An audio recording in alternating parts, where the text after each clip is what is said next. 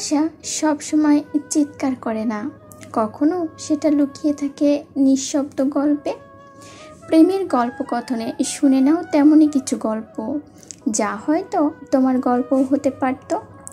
Subscribe করে পাশে থেকো, আর একটা লাইক যদি গল্পটা ছুঁয়ে যায় মন। ওহি এগিয়ে এসে রোদ্দুরের হাত চেপে ধরে বলল, রোদ্দুর ভাই, টিকিট কেটেছি। ওই ছুঁয়ে দিতে রোদ্দুরের সমস্ত শিরায় শিরায় যেন ইলেকট্রিক শক লাগলো। এই মেয়ে নির্ঘাত বিদ্যুতের কারখানা। সে এক ঝটকায় হাত ছাড়িয়ে বলল, টিকিট কেন কিনলি? ফেরিতে ওঠার জন্য। এই মাথা থেকে শুরু করে উত্তর দিকে সোজা উত্তরের দিকে গিয়ে নামবো। ওদিকে অনেক সুন্দর সুন্দর গাছপালা, ভালো লাগবে রোদ্দুর ভাই, চলুন। এই শোন, সবসময় কানের কাছে রোদ্দুর ভাই করবে না তো।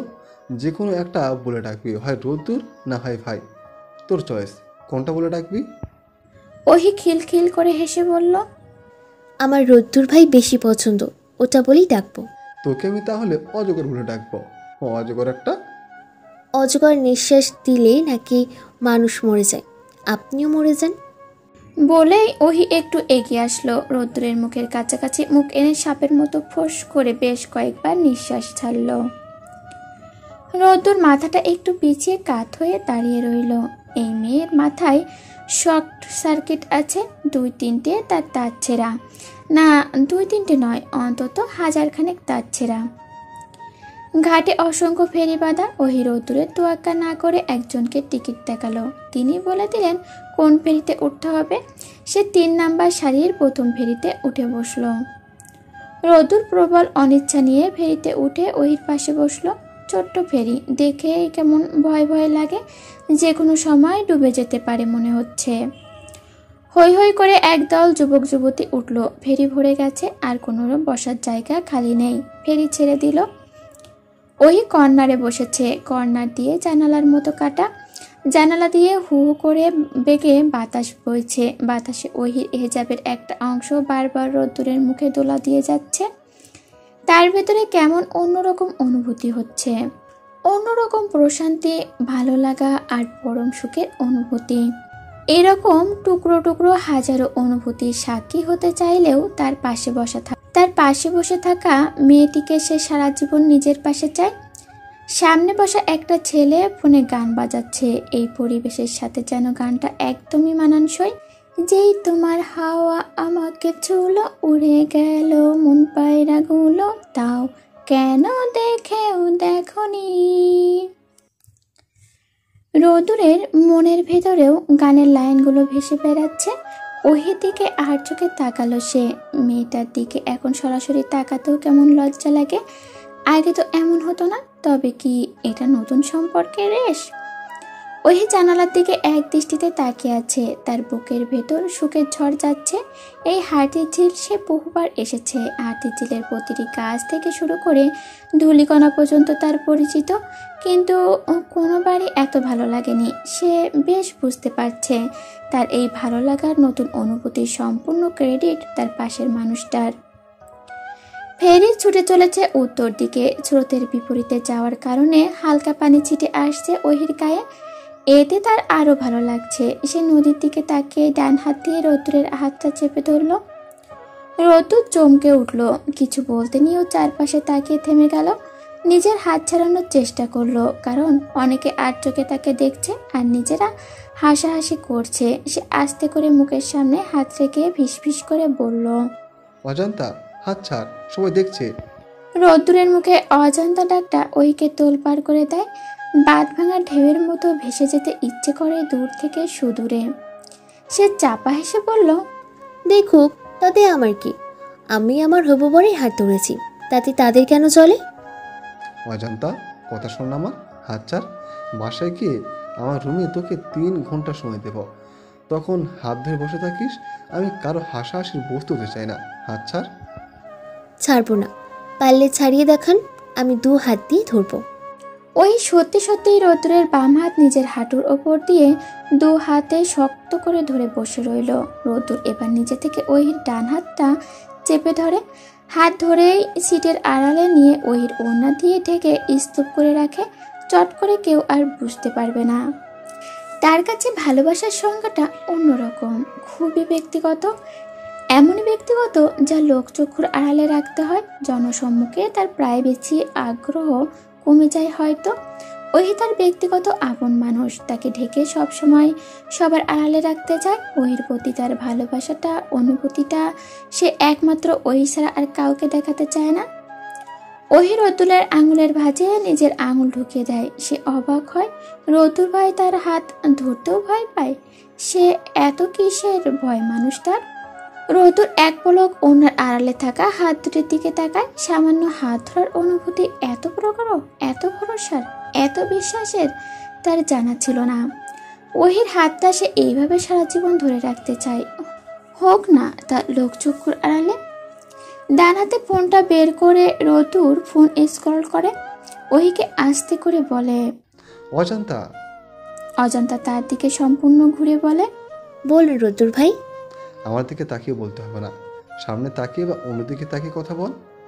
কেন, আপনি লজ্জা পান? ছেলেদের তো লজ্জা পেতে নেই, ছেলেরা হবে নির্লজ্জ। তোর লাখ লজ্জা কিছুই নেই। তোর মতো যদি আমি নির্লজ্জ হই তাহলে কি হয় ভেবে দেখছিস? ওহি রতুরের দিকে তাকিয়ে বলল, ভাবা ভাবির কি আছে? বি প্র্যাকটিক্যাল রতুল ভাই, একটু আমার মতো নির্লজ্জ হয়ে দেখান। রতুর ফোন থেকে দৃষ্টি সরিয়ে ওহির দিকে অদ্ভুতভাবে তাকালো। ওহির মুখ হাসি হাসি। রতুর কিছুক্ষণ চেয়ে চোখ সরিয়ে নিল। ও চোখে তাকিয়ে থাকার মতো শক্তি তার নেই, ডুবে যাবে, একদম তলিয়ে যাবে সে। ফের ফোনের দিকে চেয়ে কথা ঘুরানোর জন্য বলল, তোর পড়াশোনার কি অবস্থায় অজান্তা? একদম ঘোলা টাইল। আমার আর পড়তে ইচ্ছা করে না রতুল ভাই, আমায় তাড়াতাড়ি বিয়ে করে ফেলুন। কবে বিয়ে করবেন? রতুর খুব খুব করে কাশে। কি সাংঘাতিক মেয়ে! এর তো মুখে বুলি ফুটেছে, যা মন চায় তাই বলে দিচ্ছে। তার মানে ওহি তাকে এখন আর বিন্দুমাত্র ভয় পায় না? কি মুসিবত! তাহলে কি সেই বাকিটা জীবন একে ভয় করে চলবে? রতুল ভাই, বলে ফেল। আপনার কয়টা বেবি নেওয়ার ইচ্ছে? আগেই বলে রাখি, এসব নিয়ে কিন্তু পরে আর তর্ক করা যাবে না। আমার 11টা বেবি নেওয়ার শখ।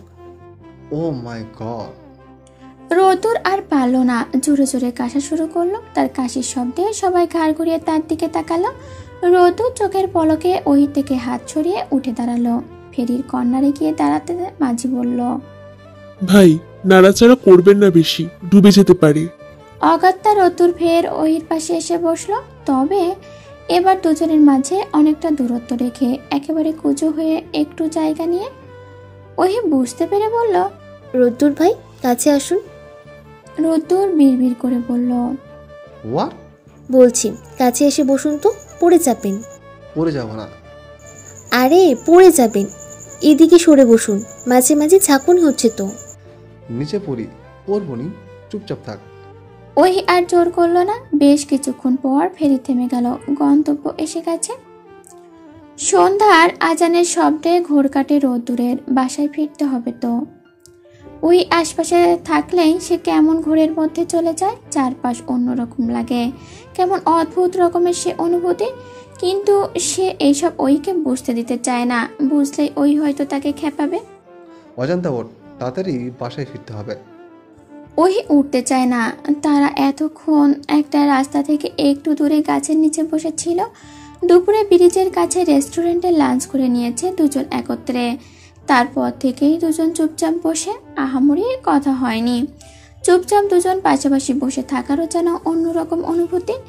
রোদ্দুর তাড়া দেয়। অজান্তা উঠে পর।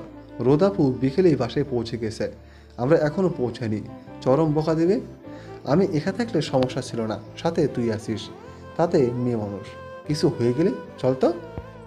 ওই উঠে দাঁড়ায়। দুজন পাশাপাশি হাঁটা ধরে। ওই হঠাৎ প্রশ্ন করে, রদ্দুর ভাই, খালামণি খালু যদি আমাদের সন্দেহ করে, যদি বিয়ে পড়িয়ে দেয় দুজনকে, ধরুন আজ রাতেই, তাহলে? তুই এত বিয়ে পড়ছিস কেন? অনার্স কমপ্লিট কর, তারপর দেখা যাবে। সে কি, অনার্স শেষ হতে তো এখনো 1 বছরের উপরে দেরি। 3rd ইয়ারের 2nd সেমিস্টার ফাইনাল পরীক্ষায় তো এখনো হয়নি।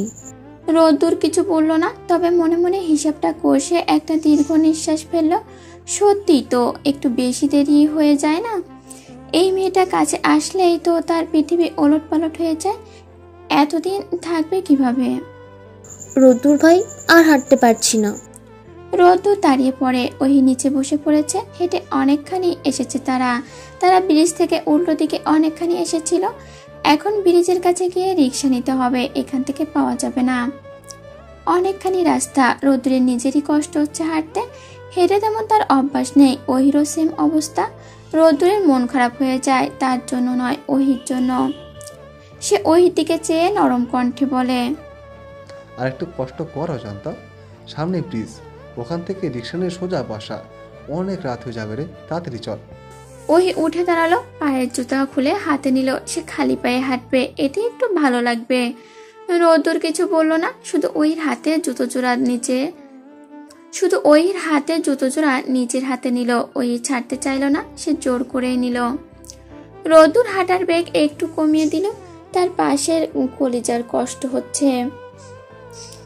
চারিদিকে অন্ধকার ঘনীভূত হয়েছে। কিছু কিছু জায়গায় রাস্তার ধারে বড় বড় সোডিয়াম আলোতে আলোকিত গাছের পাতার ফাঁকে ফাঁকে আলো পড়ে অদ্ভুত সব প্রতিমূর্তি গঠন করছে। নদীর কুচকুচে কালো পানিতে বিভিন্ন রকমের আলো পড়ে চিকচিক করছে। কালো জলটাও এমন অনিন্দ সুন্দর মনে হচ্ছে। ওই রোদ্দুর দুজনেই কেমন টান অনুভব করলো। এই পথঘাট, এই প্রকৃতি তাদের হাজারো অগোছল অনুভূতির চিরসাক্ষী হয়ে থাকবে।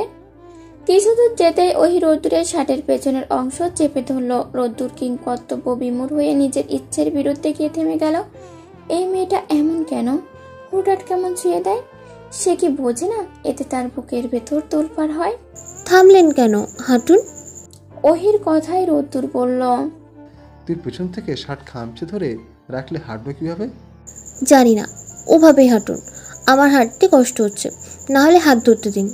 মনে হচ্ছে তোকে নিয়ে এখন পাহাড়টার ট্রেকিং করতে উঠবো। শার্ট স্যার, হাত ধর। রোদ্দুর হাত বাড়িয়ে দেয়। ওই হাসি মুখে তার হাত ধরে, দুজনে আবার হাঁটা ধরে। রোদ্দুর এক পলক উথাল পাতাল করে দেওয়া বিস্তর ক্ষমতার মানুষটিকে বলে, হাত ধরেছিস মারলাম, এরপর যেন কোলে উঠতে চাইবি না, সেটা কিন্তু মেনে নেব না, আগেই বলে দিলাম।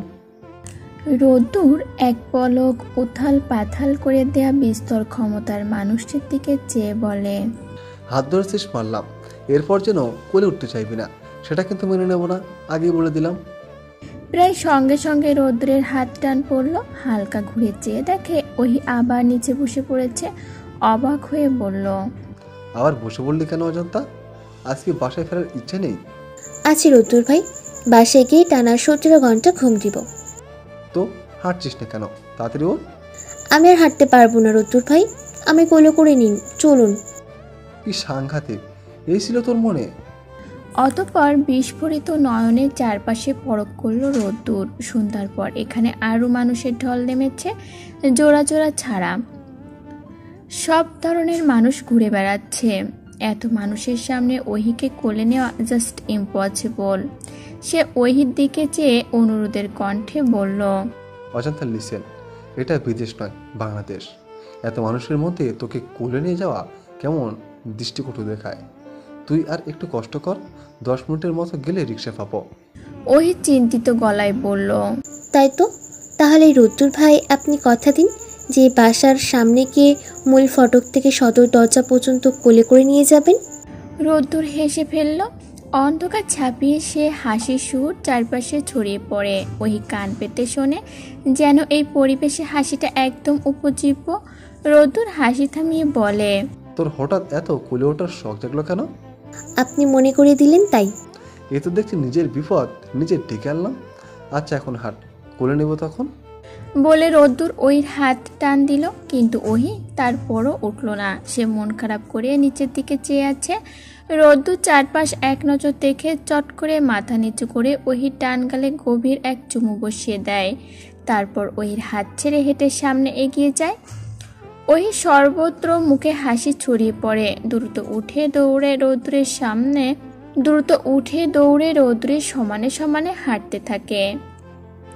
বাসার কাছে রিক্সা থামতে রোদ্দুর ওহির থেকে হাত ছাড়িয়ে নেমে পড়ে। ওয়ালেট বের করে ভাড়া দেয়। রিক্সা উল্টো ঘুরে চলে যেতে সে ওহিকে বলে, চল, বাসার সবাই আজ অনেক বোকা দিবে রে, অনেক রাত হয়ে গেছে। কই রাত হয়েছে? রোদ্দুর উত্তর না দিয়ে হাঁটা ধরে, বেশি দূর আগাতে পারে না। ওহি তার হাত টেনে ধরে। এদিকটা অন্ধকার। অন্ধকারে রোদ্দুর বিস্মিত চোখে ওহির দিকে তাকায়। ওহির মুখ স্পষ্ট নয়, তাকে অনেকটা ছায়া মানবীর মতো লাগছে। তাকে ছুঁয়ে দিতে ইচ্ছে করছে, গভীর ছোঁয়া। রোদ্দুর ঢোক গিলে বলে, দাঁড়িয়ে পড়লি কেন অজন্তা? ওহি উত্তর না দিয়ে দুপা এগিয়ে এসে রোদ্দুরকে জড়িয়ে ধরে। রোদ্দুরের হাত নিজের অজান্তে ওহির পিঠে চলে যায়। ওহিকে দুহাতে আষ্টে পৃষ্ঠে নিজের সাথে জড়িয়ে নেয়। ওহি ফিস ফিস করে বলে, আপনাকে এক পৃথিবী ধন্যবাদ রোদ্দুর ভাই। রোদ্দুর উত্তর দেয় না। সে চোখ বন্ধ করে আছে। ভেতরে অন্য ধরনের অনুভূতি হচ্ছে। কয়েক সেকেন্ড পর ওহির মতোই ফিস ফিস করে বলে, অজন্তা, আমার এত কাছাকাছি আসিস না প্লিজ। ওহি আরো শক্ত করে রোদ্দুরকে জড়িয়ে ধরে। কয়েক মিনিট পর ওহি হঠাৎ মৃদু শব্দ করে আর্তনাদ করে। রোদ্দুর দ্রুত ছেড়ে দিয়ে চিন্তিত গলায় বলে, কি হলো অজন্তা? ব্যথাটা পেয়েছিস কোথাও? ওহি রাগী কণ্ঠে বলে, এভাবে কেউ পায়ের উপর ভর দিয়ে জড়িয়ে ধরে?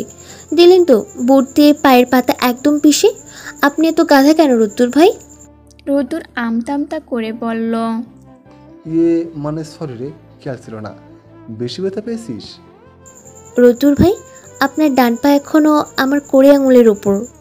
রোদ্দুর এক পলক নিচে চেয়ে দ্রুত দুপা পিছিয়ে যায়। মনে মনে নিজেকে জঘন্য একটা গালিও দেয়। পুনরায় আবার এগিয়ে এসে এক ঝটকায় ওহিকে কোলে তুলে নিয়ে হাঁটা ধরে। ওহি প্রথমে অবাক হলেও মুহূর্তে খুশি হয়। রোদ্দুর ভাই তাকে কোলে তুলে নিয়েছে, যেন বিশ্বাস হতে চায় না। তার কপালে এত সুখ সইবে তো? সে দুহাতে রোদ্দুরের গলা জড়িয়ে ধরে। এই মানুষটাকে সে কখনো কষ্ট পেতে দিবে না। নিজের সবটা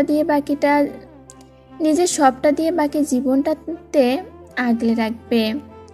সদর দরজার সামনে দাঁড়িয়ে রোদ্দুর ওহিকে নামিয়ে দেয় কোল থেকে, কিন্তু ওহি তার গলা ছাড়ে না। দুহাতে আরো শক্ত করে ধরে। রোদ্দুরের মাথাটা নিচু হয়ে আসে।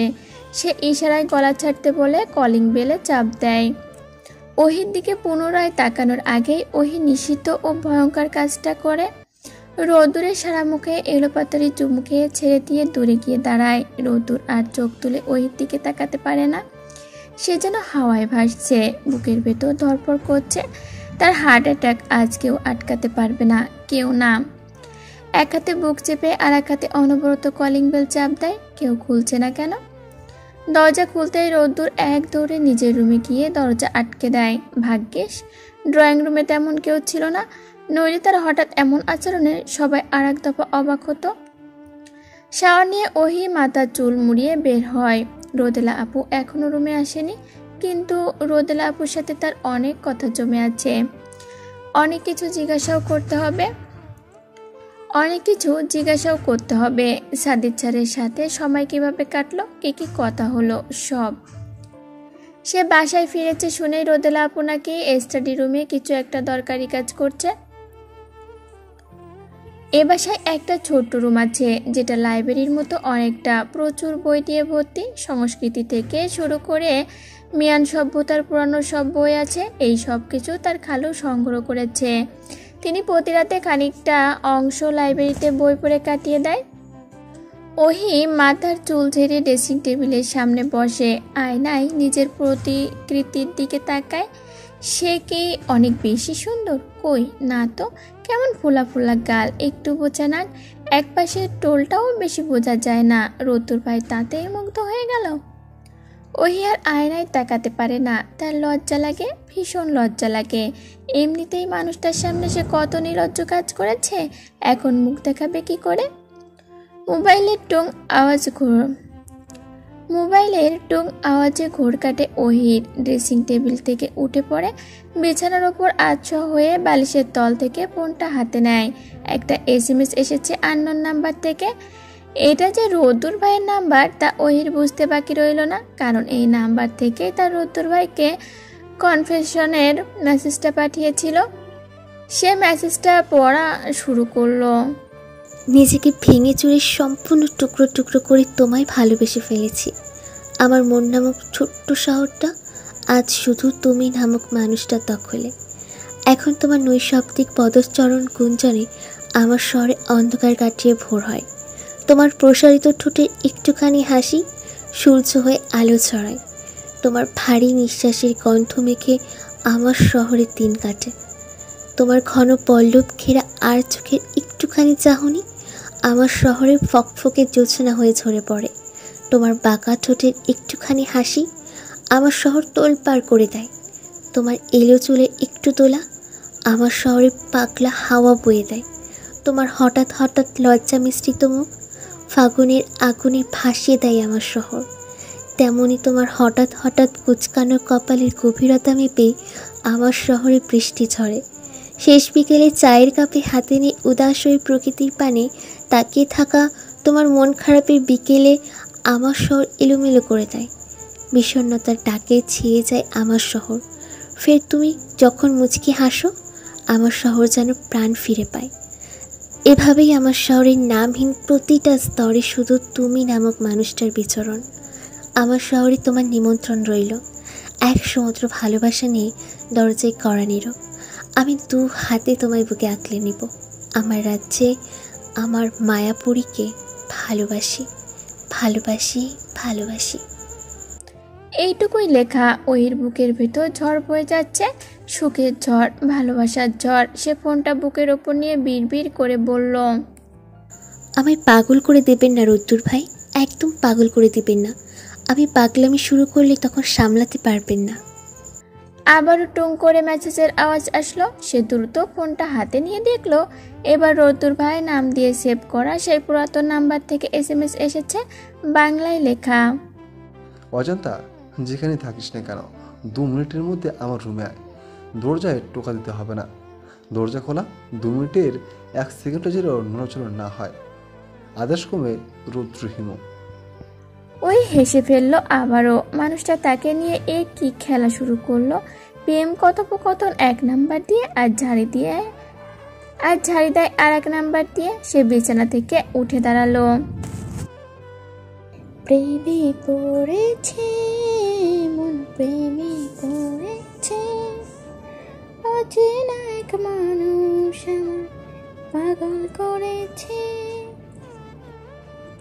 ওহি উঠে দাঁড়ালো, আয়নার সামনে দাঁড়িয়ে চুলে বার কয়েক আঙুল চালালো, তারপর মাথায় কাপড় দিয়ে হাঁটা ধরলো। দরজার কাছে পৌঁছাতে রোদেলা ভেতরে ঢুকে পড়ল। কই যাচ্ছে ওহি? রোদেলার বিধ্বস্ত চেহারা ওহির নজর এড়ালো না। মেয়েটা এত কেন পরিশ্রম করে? মুখটা কেমন চুপসে আছে। রাত 12টার কাছাকাছি, এখনো ঘুমানোর কোনো তাড়াহুড়ো নেই।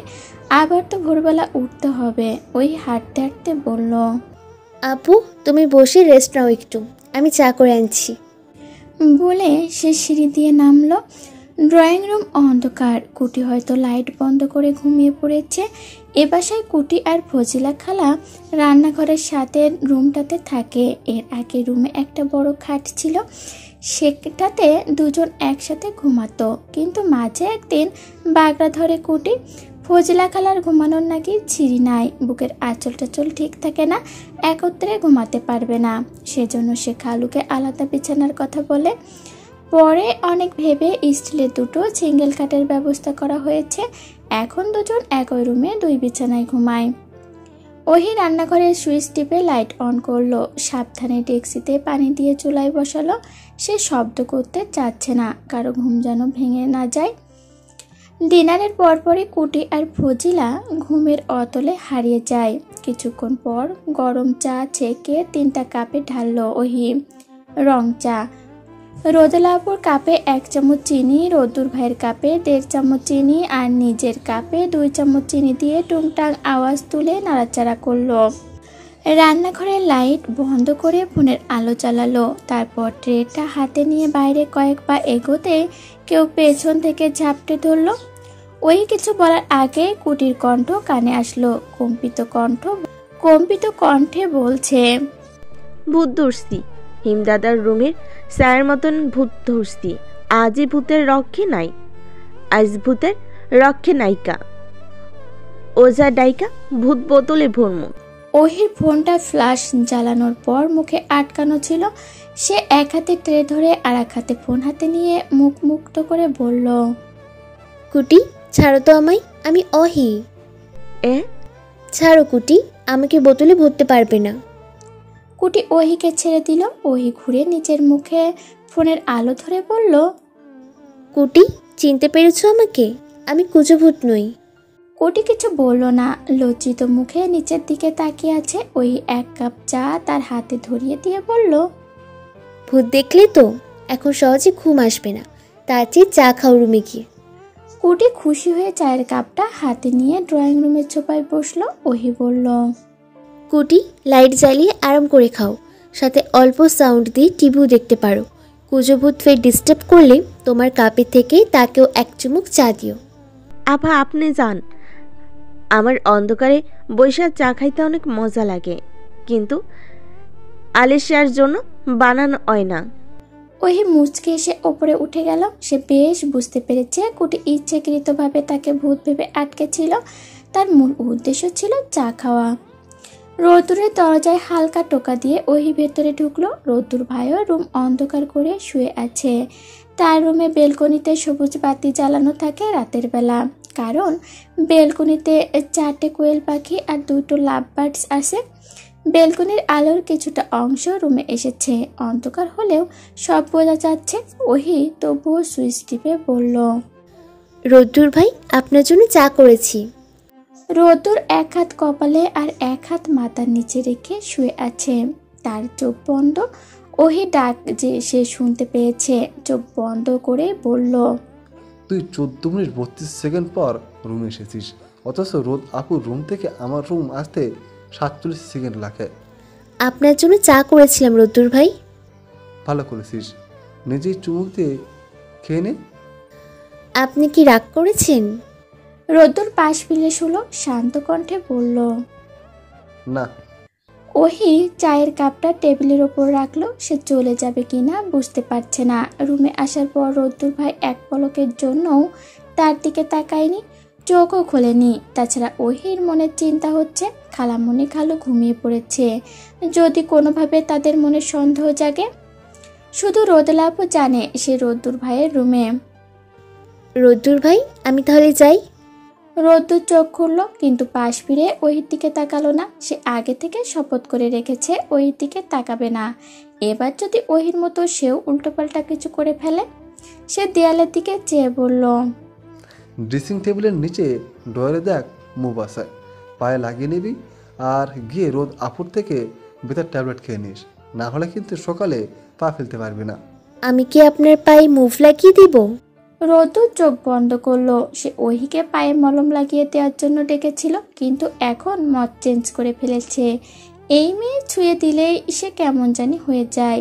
সে নরম গলায় বলল, অজান্তা, রুমে গিয়ে ঘুমিয়ে পড়, যাওয়ার সময় আমার রুমের দরজাটা ভিড়িয়ে দিয়ে যাস। ওহি ড্রয়ার খুলে এক গাদা মেডিসিনের মধ্যে থেকে মুখটা বের করলো। এক নজর রোদ্দুরের দিকে তাকালো, মৃদু স্বরে বলল, শুভরাত্রি রোদ্দুর ভাই। তারপর লাইট বন্ধ করে রুম থেকে বের হয়ে গেল। ওহি বের হতেই রোদ্দুর এক লাফে বিছানা ছেড়ে উঠল, টেনে টেনে শ্বাস নিল। মেয়েটা আশেপাশে থাকলেই সে কেমন যেন হয়ে যায়। গুছিয়ে রাখা সব কথা অবিনষ্ট হয়ে যায়। আজ অবধি অজান্তাকে তার একবারও মুখে ভালোবাসি কথাটা বলা হয়নি। ভেবে রেখেছিল আজ পট করে বলে দিবে, কিন্তু কিছুতেই বলতে পারল না। টেবিলে এখনো চায়ের কাপ রয়ে গেছে। রোদ্দুর উঠে গিয়ে কাপটা হাতে নিল, তারপর ব্যালকনিতে গিয়ে বসলো। আজ রাতে তার ঘুম হবে না। মস্তিষ্কে অজান্তাকে নিয়ে সংসার সাজাতে সাজাতে রাত পেরিয়ে যাবে। সামনের অন্ধকারের দিকে তাকালো রোদ্দুর। সমস্ত অন্ধকার ছাপিয়ে সে যেন সব জায়গা অজান্তার মুখটা দেখছে। চোখের সামনে শুধু একটা রমণী। সে মুচকি হাসলো, প্যান্টের পকেট থেকে ফোনটা বের করে বাংলায় টাইপ করা শুরু করলো। আমার প্রতিটি অস্থির দম বন্ধ করা সন্ধে তোমায় পাশে চাই। তোমার উপস্থিতি আমার অস্থিরতা দূর করে দেবে। তোমার একটুখানি পরশে আমার দম বন্ধ ভাব নিমিষে উদাও হয়ে যাবে। হাজারো ক্লান্তি নিয়ে মন খারাপের বিকেলে অফিস থেকে ফিরে তোমার পাশে চাই। তুমি এগিয়ে এসে বিষণ্ণ নয়নে বুকে বাহুতে হাত বুলিয়ে দেবে। চোখের পলকে আমার সব ক্লান্তি ফুস। মাঝরাতে হুট করে যদি কোনো দুঃস্বপ্নে ছটফট করি, তুমি মাথাটা বুকে চেপে শক্ত করে জড়িয়ে ধরবে, আমাকে বুঝিয়ে দেবে যে তুমি আমার পাশে আছো সব সময়। রাত জেগে কাজ করতে করতে যদি শক্তি হারিয়ে ফেলি, তখন তোমায় পাশে চাই। তোমার উপস্থিতি, ঠোঁটের স্পর্শ আমায় পুনরায় শক্তি জুগিয়ে যাবে। আমার অসুস্থের দিনগুলোতে তোমায় পাশে চাই। জ্বরে পড়লে তুমি রাত জেগে আমার সেবা করবে, আমার পাশে থাকবে। ক্ষণে ক্ষণে তাপমাত্রা পরিমাপের অজুহাতে কপালে তোমার ছোঁয়া পেতে তোমাকে পাশে চাই ভীষণভাবে। পরিশেষে আমার সমস্ত সুখে দুঃখের সমঝোতে সব কিছুতে তোমাকে পাশে চাই, যা নতুন যা পুরাতন, সব অনুভূতির সাক্ষী হতে তোমাকে পাশে চাই। মিসেস রোদ্দুর হিমু অজান্তাকেই চাই, তুমি আমার রোজান্তা ফরএভার। এতটুকু লিখে আননোন নাম্বার থেকে সেন্ড করে দিল। এর আগেও SMS পাঠিয়েছিল। সে সামনাসামনি অজান্তাকে তুমি করে বলতে পারে না, এভাবে বলাতেও সে শান্তি পায়। আহা, জীবন এত সুন্দর কেন। কলেজ থেকে ফিরে ক্লান্ত হয়ে ঘুমিয়ে পড়েছিল রোদেলা। বিকেলের দিকে তার ঘুম ভাঙে শাহানুরের চিৎকারে। গায়ে থেকে কম্বল না সরিয়েই বলে, কি হয়েছে মা? কেউ হার্ট অ্যাটাক করেছে? শাহিনুর সমানে কাঁপছে, তার প্রেশার সত্যি সত্যি হাই হয়ে গেছে। সে হাঁপাতে হাঁপাতে বলল, করেনি, কিন্তু এক্ষুনি করবে রে রোদু। রোদেলা ঝট করে চোখ খুলে বলল, কে মা? আমি আমি কি সাংঘাতিক! তোমার এবার কি হলো? রোদু রে, তোর প্রিন্সিপাল আইছে বাড়িতে।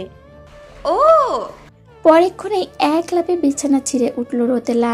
কম্পমান কণ্ঠে বলল, কি বললে মা? কে এসেছে? শাহিনুর বিছানায় বসে পড়ল। বেশিক্ষণ দাঁড়িয়ে থাকতে পারে না সে, বসে বলল, সুদর্শন রাজপুত্রের মতো একটা ছেলে, সাথে ফুলের মতো একটা পিচ্ছি মেয়ে, আর সাথে আধবুইরা একটা লোক এসে তো বলল যে তোর কলেজের প্রিন্সিপাল তোর সাথে দেখা করতে এসেছে। তবে কোনটা প্রিন্সিপাল জানি না। রোদেলার মাথা শূন্য হয়ে যাচ্ছে। সাদিচ্ছার হঠাৎ ফ্যামিলি নিয়ে তার বাসায় কেন, তাও আবার কোনো আগাম খবর না দিয়ে। দুপুরেও তো রোদেলা কলেজে ছিল, তখন তো কিছু বলেনি। শাহিনুর রোদেলাকে তাড়া দিয়ে বলল, নিচে যাস না কেন? যা, ভালো মন্দ রান্না করতে হবে, প্রিন্সিপাল মানুষ বলে কথা। কি কি রান্না করা যায় বলতো? রোদেলা উত্তর দিল না। শাহিনুর ফিসফিস করে বলল, আমার কি মনে হয় জানিস রোদু, বুইরা প্রিন্সিপাল তার বড় ছেলেকে সাথে নিয়ে ছোট ছেলের জন্য হয়তো তোকে দেখতে আসছে। একটু সাজগোজ করে নিচে নাম, আমি যাই রান্না চড়িয়ে দিই। বলে শাহিনুর লজ্জা মিশ্রিত মুখে রুম থেকে বের হয়ে গেল, যেন রোদেলাকে নয় তাকে দেখতে এসেছে। 10 মিনিট পর রোদেলা অগোছালো মনটাকে একটু স্বস্তির করে নিচে নামলো। সিঁড়ির শেষ ধাপ পার হতেই সাদিচ্ছারের চোখে চোখ পড়ল। সিঁড়ির শেষ ধাপ পার হতেই সাদিচ্ছারের চোখে চোখ পড়ল রোদেলার। মুহূর্তে বুকের ধরফরানি আরও বেড়ে গেল। সে এগিয়ে যেতেই ছিনজা দৌড়ে এসে তার কোলে উঠল। রোদেলা আড়ষ্ট ভঙ্গিতে একটু হাসার চেষ্টা করলো। সিনজার কপালে চুমু দিয়ে সামনে দাঁড়িয়ে সালাম দিল দুজনকে। বরাবরের মতো সাদিচ্ছার এবারও তার সালামের উত্তর দিল না। সিনজার দাদু রোদেলাকে দেখে হাসি মুখে বলল, ওয়ালাইকুম সালাম মা, কেমন আছো মাহু? আমি ভালো আঙ্কেল, আপনি কেমন আছেন? আমি অনেক ভালো, পাশে এসে বসো তো। রোদেলা মৃদু হেসে সিনজাকে কোলে নিয়ে পাশে গিয়ে বসলো। সাদিচ্ছার হুট করে পরিবার সাথে নিয়ে কেন তার বাসায় এসেছে তার সমীকরণ মেলাতে পারছে না রোদেলা। সবাই চুপচাপ নীরবতা পালন করে যাচ্ছে যেন। হঠাৎ রান্নাঘর থেকে শাহিনুর এসে সামনের সোফায় বসলো। সিনজার দাদুকে প্রশ্ন করলো, দাদা, আমি রোদেলের মা। আমি দেখেই চিনতে পেরেছি, রোদেলার সাথে আপনার চেহারা অনেক মিল আছে। রোদেলার মায়ের মুখ চুপসে গেল। পরক্ষণে তিনি হাসার চেষ্টা করে বললেন, জি দাদা। আমি এনামুল হক, আর কাউকে দেখছি না। আপনার ছেলে, তারপর রোদেলার বাবা, এরা কোথায়? রোদেলার বাবা আজ অফিস থেকে ফিরেই হাঁটতে বের হয়েছে, আর ছেলেটা আমার ছোট বোনের বাড়ি গেছে। অফিস থেকে বাড়ি আসেনি, কি একটা দরকার যেন ও বাড়ি গেছে। এসে পড়বে সবাই। কোটি রান্নাঘর থেকে বের হয়েছে। রোদেলার কোলে মিষ্টি বাচ্চা দেখেই তার লোভ জাগলো। একটু কোলে নেওয়ার লোভ। রোদেলা ছিনজাকে নিয়ে উঠে পড়ল। ফ্রিজ থেকে আইসক্রিম বের করে ছিনজার হাতে দিয়ে বলল, আজ আন্টি এত চুপচাপ কেন? ছিনজা মুখ ফুলিয়ে বলল, আন্টি পচা, আমি আন্টির সাথে কথা বলবো না। কেন মা, আন্টি কি করেছে? আন্টি সেদিন আসার সময় বলেছিল যে রোজ আমার সাথে দেখা করবে, আমাদের বাসায় যাবে, কিন্তু সে যায়নি। সে পচা, কারণ পাপা বলেছে যে যে কথা দিয়ে কথা রাখে না সে পচা। রোদেলা হেসে ফেলল। এতটুকু একটা মেয়ে, কিন্তু কি সুন্দর পাকনা পাকনা কথা বলে। এটা অবশ্য সত্যি যে সে সেদিন ছিনজাকে অনেক বুঝিয়ে তবে ছাড়া পেয়েছিল। আজ 2 সপ্তাহের মতো হলো সে ছিনজার সাথে আর দেখা করেনি। মেয়েটার রাগ করারই কথা, মেয়েটা কেন জানি তার বাধ্যক হয়ে গেছে। রোদেলা ছিনজার গাল টেনে বলল, পাপা বলেনি যারা রাগ করে তারা পচা, কিন্তু তুমি তো লক্ষ্মী মেয়ে। তাহলে আমি আর রাগ করব না। আন্টি কিভাবে বুঝবে যে তুমি আর রাগ করবে না? ছিনজা রোদেলাকে জড়িয়ে তার গালে একটা চুমু দিয়ে দিল, তারপর হেসে বলল, আমি আর রাগ করে নেই, তুমি আমায় নামিয়ে দাও, আমি আইসক্রিম খাবো। রোদেলা নামিয়ে দিতেই কুটি তাকে লুফে নিল, কোলে নিয়ে বলল, বাবু কাঁদে না, ও লে লে লে, চলো আমরা সোফায় বসে তোমারে গল্প শোনাই।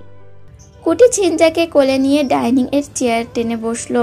রোদেলা সেদিকে পা রাখতে সাদিক পেছন থেকে গলার স্বর খাদে নামিয়ে ডাক দিয়ে বলল, মিস রোদেলা। জি বলুন। আমার একটু এমার্জেন্সি যেতেই হবে। রোদেলা অবাক হয়ে বলল, কোথায় যাবেন স্যার? কোনো মিটিং পড়েছে? অবশ্যই যান, আমাকে বলতে হবে কেন? সাদিক ইতস্তত করে চারপাশে এক নজর তাকিয়ে বলল, একটু ওয়াশরুমে যাব মিস রোদেলা। আপনার বুদ্ধি তো দেখি সিনজার থেকেও কম। রোদেলা ভীষণ লজ্জা পেল, তারপর বলল, উপরে আসুন। সাদিক যেন এটারই অপেক্ষায় করছিল। সে রোদেলার পেছন পেছন দ্রুত পায়ে হেঁটে গেল। রোদেলা রোদুরের রুমের সামনে দাঁড়িয়ে বলল, এটাতে যান, নিচেও আছে কিন্তু পরিষ্কার আছে কি না জানা নেই। এটা কি আপনার রুম? জি না, এটা আমার ছোট ভাইয়ের। সাদিক ঢুকতে নিয়ে থেমে গেল। 2-1 খুব খুব করে কেসে বলল, মিস রোদেলা, আপনি কি আমায় আপনার রুমটাতে নিয়ে যাবেন? It's emergency. কিন্তু আমার রুম বোধ হয় একদম অগোছালো। আমি কোনো দিকে তাকাবো না, সোজা আপনার ওয়াশরুমে ঢুকে যাব। রোদেলা আর বাধা দিল না। সাদিককে নিজের রুম দেখিয়ে চলে আসতে নিতে সাদিক বলল, মিস রোদেলা জান্নাত, নিচে যাবেন না, একটু ছাদে গিয়ে অপেক্ষা করুন প্লিজ, আমি আসছি, কিছু কথা আছে। রোদেলা মাথা নেড়ে সম্মতি জানালো। একুল উকুল ভাবতে ভাবতে ছাদে উঠে গেল। উত্তর দিকে রেলিং এসে দাঁড়ালো রোদেলা। সন্ধ্যা হবে হবে, সূর্য ডুবে গেছে পশ্চিম কোণে, কিন্তু অন্ধকার এখনো চারপাশকে রও করতে পারেনি। তার মাথায় প্রচুর প্রশ্নেরা এসে জড়ো হচ্ছে। ছাদের ছাদ তাকে কি বলতে পারে, কি এমন বলবে যে নিরিবিলি আসতে বলল। ছাদেদের জন্য রোদেলার অপেক্ষার প্রহর যেন শেষ হতে চায় না। সে ছটফট করতে থাকে, ছাদের এ মাথা থেকে ও মাথা চক্কর দিতে থাকে। তার নিজের মাথা ঘোরা শুরু হয়, কিন্তু ছাদে আসে না। ভুলে গেছে নাকি? অনেক চিন্তা করে যখন রোদেলা চিন্তা নিল নিচে নেমে যাবে, তখন ছাদিদের দেখা মিলল। ছাদিদের দিকে চোখ পড়তে রোদেলা কেঁপে উঠল। এ কি অবস্থা ওনার! মাথার চুল সম্পূর্ণ ভেজা, বোঝা যাচ্ছে এতক্ষণ মাথায় পানি ঢেলেছে নিচে নিচে। চোখগুলো লাল লাল, চুলের পানিতে আকাশি রঙের শার্টটার অনেকখানি ভিজে গেছে। শার্টের ইনটিন কিচ্ছু ঠিক নেই। রোদেলা বিস্মিত কণ্ঠে বলল, স্যার, আর ইউ অলরাইট? ছাদিদ এগিয়ে এসে বলল, আমি ঠিক নেই, আপনাকে আজ কিছু কথা বলবো, সেজন্য নিজেকে প্রস্তুত করেছিলাম। মিস রোদেলা, আপনি কি আপনার ওড়নার এক অংশ দিয়ে একটু মাথা মুছতে দিবেন? কি? আসলে আমার সাইনোসাইটিসের সমস্যা আছে, ভেজা চুলে থাকলে ঠান্ডা লেগে যাবে। রুমে তো টাওয়ার ছিল। এত কিছু খেয়াল করিনি, ওয়াশরুমে খুঁজলাম পেলাম না। রোদেলা অনিচ্ছা নিয়ে নিজের ওড়নার ডান অংশ এগিয়ে ধরল। ছাদের চোখ বন্ধ করে মাথাটা মুছে নিল। রোদেলার বুক কাঁপে। ছাদের ছাড় এমন কিছু বলবে না তো যা সে মেনে নিতে পারবে না। ধীরে ধীরে ছাতিদের অবয়ব ঝাপসা হতে লাগলো, কারণ চারপাশ ক্রমেই অন্ধকার হয়ে যাচ্ছে। ছাদিদ রেলিংয়ে হাত রেখে সামনে দৃষ্টি মেলল, রুদ্ধ কণ্ঠে বলল, না রোদেলা, তোমাকে আমার জীবনে কিছু গল্প শোনাই। রোদেলা সারা শরীর শিহরণ বয়ে গেল। ছাতির ছাদ তাকে কতগুলো বছর পর তুমি করে বলল। সে রেলিং শক্ত হাতে চেপে ধরে। ছাতিদ ফের বলে, আমি পড়াশোনা করি ঢাকাতে হলে থেকে। বাবা মা সিলেট থাকতো। ফিজিক্সের অনার্স মাস্টার্স করে কানাডা চলে যাই উচ্চশিক্ষার জন্য। আমি হলাম বাবা মার একমাত্র সন্তান। আমার স্কুল শিক্ষক বাবার স্বপ্ন ছিল আমাকে বিদেশে পড়ানোর। তার সেই স্বপ্ন নিজের মধ্যে লালন করে বিদেশে চলে যাই। বিদেশে সময়গুলো অনেক ভালো কাটছিল। পার্ট টাইম জব করি, প্রচুর ইনকাম করি, নিজের খরচ বাদে সব বাসায় পাঠাই, ভার্সিটি যাই আর পড়াশোনা নিয়ে ব্যস্ত থাকি। সময়গুলো কেমন দ্রুত কাটছিল। আজ থেকে 6 বছর আগে আমার ইউনিভার্সিটিতে ইমার্জেন্সি কল করে দেশে আসতে বলা হয়। আমি কিছু জানতাম না। আমার ইউনিভার্সিটির প্রক্টর আমার হাতে পাসপোর্ট আর টিকিট ধরিয়ে দিয়ে বলে, ইমার্জেন্সি দেশে থেকে ঘুরে আসো। সঙ্গে সঙ্গে আমার রক্ত শীতল হয়ে যায়। আমি বুঝে যাই বাসায় কিছু একটা হয়েছে। সেই কিছু একটা যে এতটা কষ্টকর কিছুতেই ধারণা হলো না। দেশে ফিরে দেখি আমার মা মারা গেছে। 7 দিন লাইফ সাপোর্টে ছিল মা, কিন্তু আমি চিন্তা করব বলে আমাকে জানানো হয়নি। ছাদিদ থেমে যায়। তার গলা ধরে এসেছে। রোদেলার চোখ ঝাপসা হয়েছে অনেক আগে। সে একটু এগিয়ে এসে ছাদিদের পাশে দাঁড়ায়। খুব ইচ্ছে হয় ছাদিদের হাতটি শক্ত করে ধরে সান্ত্বনা দেওয়ার জন্য, কিন্তু সাহসে কুলায় না। ছাদিদ নিজেকে সামলে আবার মুখ খোলে, মাকে নিজ হাতে দাফন করে আসি। নিজে একটু বুক উজাড় করে কান্না করার মতো ফুরসত পাই না। আমি ভেঙে পড়লে বাবাকে সামলাবে কে? নিজের কষ্টগুলো লুকিয়ে বাবাকে সামলাই। এর মধ্যে ইউনিভার্সিটিতে আবেদন করে 15 দিনের ছুটি ম্যানেজ করি, কিন্তু তবুও মনে চিন্তা হতে থাকে 15 দিন তো দেখতে দেখতে চলে যাবে। আমি চলে গেলে বাবাকে দেখবে কে? এর মধ্যে বাবার মাথায় কোনো আত্মীয় আমার বিয়ে করানোর পোকা ঢুকিয়ে দেয়। একদিন সন্ধ্যাবেলা বাবা এসে আবদার করে নতুন বউ ঘরে তোলার। বাবার মুখের দিকে চেয়ে হ্যাঁ বলে দেই। বাবার পাত্রী আগে থেকে ঠিক করা ছিল হয়তো, কারণ সে রাতেই ঘরোয়াভাবে পিতৃ মাতৃত্বহীন একটা মেয়ের সাথে আমার বিয়ে হয়ে যায়। বাসার ঘরে ঢুকে দেখি বাচ্চা একটা মেয়ে, বয়স 15-16, সদ্য 10ম শ্রেণীতে উঠেছে। আমার বড্ড মন খারাপ হয়ে যায়। মনে মনে ভাবি আর মাত্র 7 দিন পর তো চলেই যাব। এতটুকু মেয়ে কিভাবে সব সামলাবে? সেদিন আমি বিছানায় বসে তার নাম জিজ্ঞেস করতেই কেঁদে গঙ্গা ভাসিয়ে ফেলে। ভয়ে আর ঘাটি না। পরের দিন বাবার মুখে থেকে তার নাম শুনি। ওর নাম ছিল সিত্তিমা। 6 দিনে আমরা দুজন 2 গ্রহের প্রাণীর মতো থাকি। সে শুধু আমাকে ভয় পায়, আমার থেকে আড়ালে থাকে, কিন্তু আমার বাবার সাথেই ঠিকভাবেই জমে। আগামীকাল রাত 3টেয় আমার কানাডার ফ্লাইট। তখন আমরা গ্রামের বাড়ি থাকতাম। সকাল 10টায় আমি ঢাকার উদ্দেশ্যে রওনা দেব। সেই রাতে তাকে সাহস করে বললাম, কাল আমি চলে যাব, তুমি বাবার সাথে থেকো আর বাবার যত্ন নিও। আমি রেগুলার ফোনে কথা বলবো। এতটুকু বলে আমি কাপড় চোপড় গোছাতে ব্যস্ত হয়ে পড়লাম। হঠাৎ করে দমকা হওয়ার মতো সিত্তেমা এসে আমার পিছন থেকে জড়িয়ে ধরে কেঁদে দিল। আমি এত পরিমাণ অবাক হলাম যে আমার হাত থেকে গোছানো কাপড় খসে পড়ে গেল। আমি ঘুরে তাকে পরম যত্নে বুকে জড়িয়ে নিলাম। সেই রাতে আমার আর কাপড় গোছানো হলো না। আমাদের মধ্যে অন্য কিছু হলো, একদম অন্য কিছু, নতুন এবং গভীর কিছু। সেই রাতের সাক্ষী হিসাবে আজকে ছোট্ট সিনজা। রোদেলা ফুপিয়ে ফুপিয়ে কান্না করছে। কেন করছে সে জানে না। ছাতিদের হয়তো সেদিকে নজর নেই। রোদেলা কান্না করতে করতে বলল, তারপর সিদ্ধিমার কি হলো? পরের দিন 10টায় আমি ঢাকার উদ্দেশ্যে রওনা দিলাম। রওনা হওয়ার আগে বাবার পা ছুঁয়ে সালাম করলাম আর আমার পিচ্চি বউটার ভেজা চোখের পাতায় চুমু দিয়ে বিদায় নিলাম। কানাডা পৌঁছে আমার কি যে হয়ে গেল, অনেক চেঞ্জ হয়ে গেলাম। সবসময় ফুরফুরে মেজাজে থাকি, দেশে নিয়মিত যোগাযোগ করি, বাবা আর সিত্তিমার সাথে সবসময় কানেক্টেড থাকি। বিদেশে যাওয়ার পর বুঝতে পারি আমি আমার পিচ্চি বউয়ের কাছে কিছু একটা রেখে গেছি। সেই কিছু একটা হলো আমার মন। বুঝতে পারি আমি তাকে প্রচণ্ড ভালোবেসে ফেলেছি। এর প্রায় 3 মাস পরেই আমার জন্য আরও একটা সুখবর অপেক্ষা করছিল। সেদিন কানাডাতে প্রচুর তুষার পড়ছিল। রাস্তাঘাটে কয়েক মিটার উঁচু তুষার জমেছে। আশেপাশের বাড়িঘর বরফ খনির মতো। আশেপাশের বাড়িঘরগুলো বরফের খনির মতো মনে হচ্ছে। তুষার ঝরা সেই সন্ধ্যায় সিত্তিমা আমায় ফোন করে চুপি চুপি বলে, আপনি বাবা হতে চলেছেন। ব্যাস, আমার খুশি আর ধরে কে। কেমন অন্যরকম অনুভূতি। সিত্তিমার প্রতি একরাশ কৃতজ্ঞতায় মন ভরে যায়, যেন পারলে আমি তাকে আমার জীবন দিয়ে দেই। এরপরে সময়টাতে আমি প্রচুর পরিশ্রম করতে থাকি, টাকা জমাতে থাকি, কাগজ দিয়ে ঠিক করতে থাকি। বাচ্চা হলেই বাবাকে আর সিত্তিমাকে কানাডা নিয়ে আসবো। সিত্তিমার ডেলিভারি আনুমানিক ডেট মাথায় রেখে টিকিট কেটে রাখি দেশে ফেরার। ওই সময়টাতে তার পাশে থাকতে হবে যে। অক্টোবর মাসের 17 তারিখ আমি দেশে ফিরি। এয়ারপোর্টে নেমে চারপাশে খুঁজে বাবাকে পাই না। বাবার সাথে কথা হয়েছিল যে তিনি কার ভাড়া করে রেডি থাকবেন, কিন্তু বাবা আসেনি। বুকের ভেতর পাথর চাপা কষ্ট হয়। 8 ঘন্টা ট্রেন জার্নি করে সিলেট পৌঁছাই। বাসায় গিয়ে শুনি সিত্তিমাকে হসপিটালে অ্যাডমিট করা হয়েছে। মুহূর্তে আমার দু চোখে অন্ধকার দেখি। জিনিসপত্র সব ফেলে হসপিটালে দৌড়াই।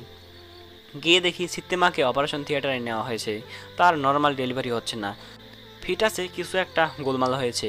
বাবা এনামুল হক উদ্রান্তের মতো অপারেশন থিয়েটারের সামনে বসে আছে। বাবাকে জড়িয়ে ধরে আমি হাউমাউ করে কান্না করতে থাকি। কেন করি জানি না, হয়তো আমার মন জেনে গিয়েছিল যে সিত্তিমাকে মায়ের মতো হারাতে বসেছি। রাত 9টার সময় সিত্তিমাকে কেবিনে স্থানান্তর করা হয়। ততক্ষণে আমার সব ভরসা শেষ, কারণ ইতিমধ্যে ডাক্তাররা বলে দিয়েছে যে অল্প বয়সে প্রেগন্যান্সির জন্য তার শরীরের নানা জটিলতা দেখা দিয়েছে। সিত্তিমার শরীর ব্লাড গ্রহণ করছে না, কিন্তু জ্ঞান আছে। আমার মাথা কাজ করা বন্ধ করে দিয়েছে। অনেক আগেই উদ্রান্তের মতো হয়ে গেছি। কেউ একজন আমাকে বলল, চাঁদের মতো আপনার একটা মেয়ে সন্তান হয়েছে। আমি সেদিকে নজর দেই না, পাগলের মতো ছুটে সিত্তিমার কাছে যাই। কি বিধ্বস্ত চেহারা হয়েছে ওর, মনে হচ্ছে একদিনে বয়স বেড়ে গেছে। ওর মুখে এক গাদা লল লাগানো। আমি কাঁদতে কাঁদতে ওর মুখ হাতটা বুকে জড়ালাম। সিত্তিমার দু চোখে কার্নিশ বেয়ে জল ধরছে। আমি দুহাত মুছে দিয়ে ওর কপালে ঠোঁট ছোঁয়ালাম। ইশারায় বোঝালাম, তোমার কিচ্ছু হবে না, আমি এসে গেছি। তার মুখে তৃপ্তির হাসি ফুটে উঠল। মুখের মাস্ক খুলে আমায় শেষবারের মতো কিছু বলে অন্য ভুবনে চলে গেল। সাদিদ ফ্লোরে বসে পড়েছে। সে কান্না করছে, বাচ্চাদের মতো ফুপিয়ে ফুপিয়ে কান্না করছে। ক্ষণে ক্ষণে তার শরীর কেঁপে উঠছে। সাদিদ ফ্লোরে বসে পড়েছে, সে কান্না করছে, বাচ্চাদের মতো ফুপিয়ে ফুপিয়ে কান্না করছে। ক্ষণে ক্ষণে তার শরীর কেঁপে উঠছে। তার কষ্টগুলো যেন অন্ধকার ছাপিয়ে চারপাশে বিরহের করুণ সুর ধরেছে। দূরে কোথাও একটা কুকুর অনবরত ডেকে যাচ্ছে। রোদেলার হাত পা শক্ত হয়ে গেছে। অনেক কষ্টে সে রেলিং থেকে নিজের হাত ছাড়ায় এগিয়ে এসে ছাদিদের সামনে বসে পড়ে। ছাদিদের মুখের দিকে ভেজা দৃষ্টিতে তাকায়। তার মানে এতদিন শুধু সে একা কষ্ট পায়নি, এই মানুষটা তার চেয়ে ভয়ঙ্কর মানসিক যন্ত্রণা নিয়ে দিন কাটিয়েছে। হোক না সে অন্য কারোর জন্য কষ্ট পেয়েছে। রোদেলা ছাদিদের মাথায় হাত বুলিয়ে দিতেও দেয় না, মানুষটাকে সামলে ওঠার সময় দেয়। সাদিদ নিজেকে সামলে নেয়, বাম হাতে চোখ মুখ মুছে বলে, সিত্তিমার চলে যাওয়ার পর একদিকে বিধ্বস্ত মন, অন্যদিকে সিনজার প্রাণ সংকট, দুটো মিলে যেন আমার করুণ দশা। 1.5 মাস সিনজাকে হসপিটালের স্পেশাল কেয়ারের জন্য রাখি। তারপর বাড়িতে এনে আমি আর বাবা মিলেই সব সামলাতে থাকি। নতুন করে মহিলা কাজের লোক নিযুক্ত করি। 3 মাসের ছুটিতে দেশে ফিরেছিলাম আমি। ছুটি শেষ হতে বাবাকে আর সিনজাকে নিয়ে কানাডায় পাড়ি জমাই। 2 জন মহিলা নিযুক্ত করি সিনজার খেয়াল রাখার জন্য। তাছাড়া আমি তো আছি। আমি ইউনিভার্সিটিতে গেলে বাবা সবসময় সিনজার পাশেই থাকতো। আমি তখন ইউনিভার্সিটিতে রিসার্চার হিসাবে যোগ দিছি। দিনের বেশিরভাগ সময় ল্যাবে কাজ করি, তারপর বাসায় ফিরেই সিনজার পাশে থাকি। এভাবে বাকি দিনগুলো কাটছিল। কিছুদিন আগে বাবা বায়না ধরে দেশে ফিরবে একেবারের জন্য। বাবা সিনজাকে সারাদিন বাংলা শেখাতো। সে স্পষ্ট বাংলায় আমাকে হুমকি দেয় তার দেশে যাবে। আমারও তখন ইউনিভার্সিটিতে কাজের প্রেশার বেড়ে যাচ্ছে। ঠিকমতো সিনজাকে সময় দিতে পারি না, সেজন্য সব ছেড়ে সুরে দেশে চলে আসলাম। ঢাকায় একটা ফ্ল্যাট কিনে সেখানেই থাকি। এখন প্রায় 8 মাসের মতো হলো দেশে ফিরেছি। প্রথম যখন সিনজাকে নিয়ে বাংলাদেশে আসলাম তখন ওর গায়ের রং কাগজের মতো সাদা ছিল। কয়েক মাসে দেশি আবহাওয়ায় একটু চেঞ্জ হয়েছে। চারপাশে অন্ধকার ঘনিয়ে এসেছে। অন্ধকারের নিজস্ব আলোতে চারপাশ স্পষ্ট। সাদিদ পকেট থেকে টিস্যু জাতীয় কিছু বের করে নাক মুছল, পুনরায় আবার বলল, তোমাদের কলেজে যখন আমার জয়েন করার কথা হয় তখন ভাইস প্রিন্সিপালের থেকে সব ডিটেলস শুনি। উনি আমায় কলেজের গত বছরে একটা ম্যাগাজিন হাতে ধরিয়ে সব উল্টে পাল্টে বুঝিয়ে দেয়। এক পর্যায়ে নাড়াচাড়া করতে করতে হঠাৎ তোমার ছবিতে চোখ আটকে যায়। আমি তীক্ষ্ণ দৃষ্টিতে চেয়ে থাকি।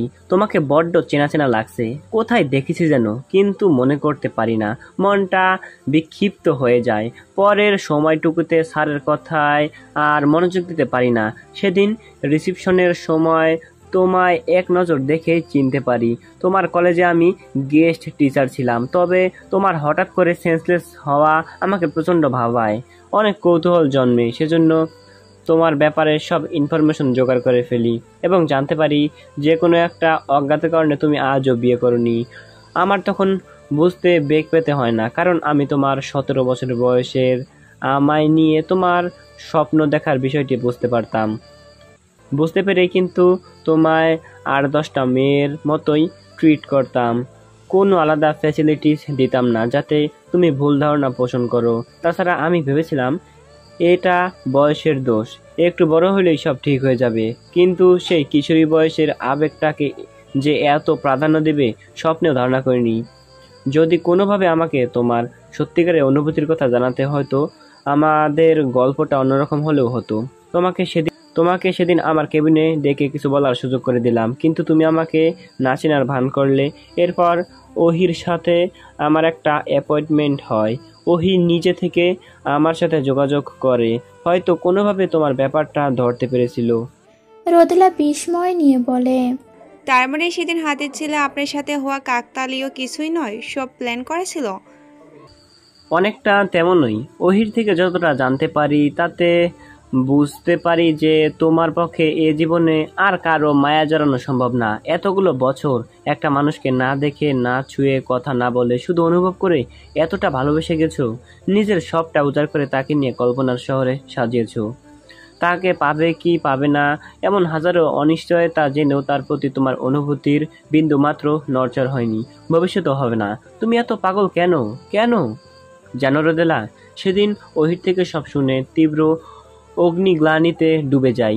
দিন রাত ঘুমাতে পারি না, কোনো কাজ করতে পারি না, শুধু বুকের ভেতর ক্ষততে জ্বালা পোড়া করি। এই শহরের কেউ একজন প্রতিটা সেকেন্ড আমার কথা ভাবে, আমায় নিয়ে স্বপ্ন সাজায়, আমার নামে শ্বাস নেয়, নিঃশ্বাস ফেলে, যা আমায় প্রচণ্ড পীড়া দেয়। নিজেকে ক্ষুদ্র, অস্তিত্বহীন মনে হয়। কিন্তু আমি তো এতদিন দিব্যি ভালো ছিলাম। সিত্তিমার শোক কাটিয়ে উঠেছিলাম অনেক আগেই। তার সাথে কাটানো অতি অল্প সময়ের স্মৃতিও সময়ের নিষ্ঠুরতার কাছে হার মেনে ফিকে হয়ে গেছে। আমি তো সিনজাকে নিয়ে, বাবাকে নিয়ে হাসি তামাশায় দিন কাটিয়ে দিচ্ছিলাম। এই তো বেশ ছিলাম। এই জীবনে আর কারো হাত ধরার ইচ্ছাও মরে গেছিল। কিন্তু এই তুমি আমার রাতের ঘুম কেড়ে নিলে, নতুন করে তীব্র মানসিক যন্ত্রণার কারণ হলে। সবসময় তোমার কষ্টে মনে অপরাধ বোধের সৃষ্টি হয়। ঘুমাতে পারি না, কাজ করতে পারি না, খেতে পারি না। কি একটা বাজে অবস্থা। নিজের অপরাধ বোধ থেকে মুক্তির জন্যই সিত্তিমার শেষ আবদার পূরণের কথা ভাবলাম। সিত্তিমার মৃত্যুর আগে আমার হাত আঁকড়ে বলেছিল, এই পৃথিবীর কেউ একজন আপনাকে আমার থেকেও বেশি ভালোবাসে। যদি কখনো তার সামনাসামনি হন, তাকে গ্রহণ করে নিয়ে। আপনি তার হাতটা না ধরলেও আপনার হাতটা তাকে ধরতে দিয়ে। এখন বুঝতে পারছি সিত্তিমা তোমার কথা বলেছে। মৃত্যুর আগে মানুষ দিব্যশক্তি লাভ করে কি না জানি না, হয়তো ভবিষ্যৎ দেখতে পারে, তবে এইটুকু জানি যে সিত্তিমা তোমার কথা বলেছে। রোদেলা নিশ্চুপ হয়ে অন্যদিকে তাকিয়ে আছে। তার প্রতি উত্তর দেওয়ার শক্তিটুকু নেই যেন। ছাদির তার মুখপানে চেয়ে বলে, তুমি যদি অন্য কাউকে সুখী হতে তাহলে আমার আফসোস থাকতো না, কিন্তু আমি জানি তুমি আমাকে না পেরে চিরকুমারী থেকে যাবে, আর কোনো পুরুষের গলায় বরমাল্য দিবে না, যেটা আমার জন্য আরও যন্ত্রণাদায়ক। রোদেলা, আমি সিনজাকে আঁকড়ে ধরে বাকি জীবনটা পাড়ি দিতে পারবো, কিন্তু তুমি অবিবাহিত একটা মেয়ে একাকী জীবন যুদ্ধে হাঁপিয়ে উঠবে। একা একা জীবন নামক দুর্গম জার্নিটা সমাপ্ত করতে পারবে না। প্রতি পদে পদে বিপদ আর লাঞ্ছিত হবে। একটা সময় তুমি চরম নিঃসঙ্গতায় নিমজ্জিত হবে। জীবন নামক ট্র্যাকটা পাড়ি দিয়ে তোমার পাশে কাউকে প্রয়োজন যে তোমার দুঃখ বুক পেতে নিবে, নিজের জীবন বাজি রেখে তোমায় সব বিপদ থেকে প্রোটেক্ট করবে, তোমায় ভরসা দিয়ে আগলে রাখবে। রোদেলা, আমি আমার জন্য নয়, তোমার জন্য তোমার পাশে থাকতে চাই। সিনজার জন্য নয়, তোমার জন্য তোমার পাশে ঢাল হয়ে দাঁড়াতে চাই। আমার হাত ধরার অধিকার তোমায় দিলাম, তুমি কি আমার হাত ধরবে? রোদেলা কান্না করছে। সে উঠে গিয়ে রেলিং চেপে দাঁড়ালো, দৃষ্টি প্রসন্ন করে সামনের অন্ধকারে যেন কিছু একটা হাতড়ে বেড়াচ্ছে। ছাদিত একটা দীর্ঘশ্বাস ফেলে কবিতার লাইন বলা শুরু করলো। তুমি যাবতীয় দুঃখকে ছুড়ে দাও, আমি বুক পেতে নেব, বুক ভাঙবে না। দুয়ার বন্ধ করলেই আমি ফিরে যাব নির্বিকার। অস্বীকার করো, মেনে নেব। অ্যালবামের স্মৃতি নেই বলে আদৌ দুঃখ করি না। সোনালি নিঃসঙ্গতায় আমার বিচিত্র দুঃখের সমাবেশ সঞ্চয়। ব্যথা দাও, বুকে রাখবো, ব্যথায় ভাঙবে না বুক, বুকে ব্যথা আছে। রোদেলা কোনো প্রতিক্রিয়া করলো না। সে নিঃশব্দ কান্না করছে, যা ছাদিদের বুঝতে অসুবিধা হলো না। সে উঠে গিয়ে রোদেলার থেকে খানিকটা দূরত্ব বজায় রেখে রেলিং ঘেঁষে দাঁড়ালো। গম্ভীর গলায় বলল, রোদেলা, আমার গল্পের পরিশিষ্টে হয়তো তুমি আছো বলেই সিদ্ধিমা পৃথিবীর মায়া ত্যাগ করে চলে গেল। আমি তোমাকে নিয়ে নতুন করে গল্প সাজাতে চাই। তুমি কি তোমার গল্পের পরিশিষ্ট আমায় নিয়ে রচনা করবে? তোমার গল্পের পরিশিষ্টে আমায় স্থান দিবে? রোদেলা শব্দ করে কেঁদে উঠল, দু হাতে শক্ত করে রেলিং চেপে ধরল। এতক্ষণে ছাদিদের মুখে হাসি ফুটে উঠল। রোদেলার মতো একটা স্ট্রং একটা মেয়ে কত ছেলে মানুষই কাজ করে। সে শার্টটা টেনে টুনে ঠিক করলো, কয়েক পা এগিয়ে গিয়ে রোদেলার কাছাকাছি দাঁড়ালো। মনে মনে গুনগুন করে বলল, মন গড়া অভিযোগ জানি ভুলে যাবি তুই, কাছে এসে আলতো করে যদি তোর হাতটা ছুঁই। সাদিদ ডান হাত বাড়িয়ে চট করে রোদেলার মাথায় হাত বুলিয়ে দিল। তারপর নরম গলায় বলল, এত অভিমান আমার উপর রোদ, আমি তো জলে পুড়ে ভস্য হয়ে যাব। রোদেলা আর পারল না, নিজের সব অভিমানের গোড়ায় জল ঢেলে ডান হাতে সাদিদের হাতটা শক্ত করে চেপে ধরল। যত ঝড়ঝঞ্ঝা আসুক কখনো এই হাত ছাড়বে না। এই হাতটা যে তার একমাত্র নিরাপদ আশ্রয়স্থল, তার অনেক সাধনার ফল। মাঝরাতে দরজার ওপর ধুমধাম কড়াঘাতে ঘুম ভেঙে গেল রোদ্দুরে। কপাল কুঁচকে এপাশ ওপাশ হয়ে চারপাশে হাতড়ে ফোন খুঁজলো, বালিশের চিপায় পেয়ে গেল। রাত 3টা বেজে 21 মিনিট। এত রাতে আবার কে দরজা ধাক্কায়? যার ইচ্ছে সে ধাক্কাতে থাকুক, ক্লান্ত হয়ে থেমে যাবে। রোদুর উল্টো ঘুরে আবার চোখ বন্ধ করলো। সঙ্গে সঙ্গে তার কানে ওহির গলা ভেসে এসলো। মৃদু স্বরে বারবার বলছে, রোদ্দুর ভাই, দরজা খুলুন। স্প্রিংয়ের মতো তড়িৎ গতিতে উঠে বসলো রোদ্দুর। অজান্তা এত রাতে কেন ডাকছে তাকে। সে এক দৌড়ে দরজা খুলে দেখে ওহি দাঁড়িয়ে আছে। ভুরু কুচকে তাকাতে ওহি তাচ্ছিল্যের সুরে বলল, বাপ্পা, আপনার ঘুম, সে কখন থেকে ডাকছি। তুই দেখলি না কত রাতে ঘুমিয়েছি? ছাগলের মতো তো ডাকছিস কেন? কি এমন দরকারি কথা যা রাত 3টেই ঘুম ভাঙিয়ে বলতে হবে? সকালে বললে হতো না? না, হতো না। অজান্তা কি বলবি উগলে ফেল তাড়াতাড়ি। বাসায় কেউ দেখলে আজ রাতেই বিয়ে পড়িয়ে দেবে। খালামণি তো আপনাকে ডাকতে পাঠালো। সে কি? কেন? আমাদের দুজনকে আজ রাতেই বিয়ে দিয়ে দিবে। রোদ্দুর বিরক্ত গলায় বলল, অজান্তা এত রাতে ঘুম থেকে টেনে উঠিয়ে এসব কোন ধরনের পাগলামি করছিস? থাপ্পড় চিনোস? যা রুমে যা। রোদ্দুর দরজা বন্ধ করতে নিতে ওহি বাধা দিল।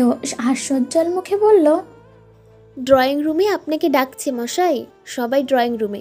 খালামণির মাথায় আইস ব্যাগ চেপে আছি কুটি, তার মাথা গরম হয়ে গেছে। সে কি? মায়ের আবার কি হলো? কারণ সাদিদ ভাই এত রাতে নিজের বাসা থেকে গাড়ি ড্রাইভ করে এখানে এসেছে, ড্রয়িং রুমে বসে আছে এখন। সেটা দেখেই খালামণির মাথা গরম হয়ে গেছে। রাত 8টার সময় না গেল? আজ মাত্র দুজনের বিয়ে ঠিক হলো, আর আজ রাতেই এসে হাজির। চল নিচে যাই তো। রোদ্দুর ওহিকে সাথে করে নিচে নামে। নিচে মোটামুটি একটা জটলা সাদিদ সুপার মাঝে বসে আছে। তার এক পাশে মুজিবুর রহমান, আর এক পাশে ফজিলা খালা। শাহিনুর বসে আছে ছাদিদের মুখোমুখি, তীক্ষ্ণ দৃষ্টিতে ছাদিদের দিকে চেয়ে আছে।